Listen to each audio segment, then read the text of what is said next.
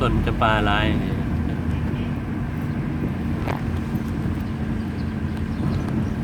จากโซนขาวเส้นเส้นนี้ลูกเนี่ยเส้นนี่ละ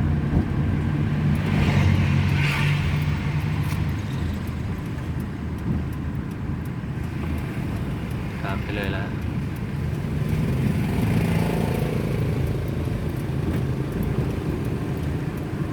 แล้วห้องหมอแขวง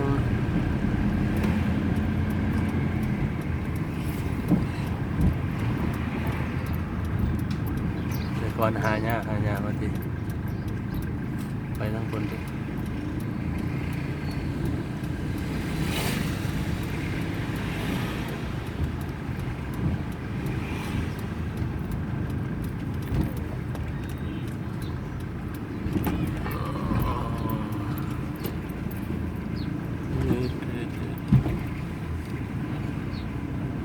จอดตัวนี้แล้ว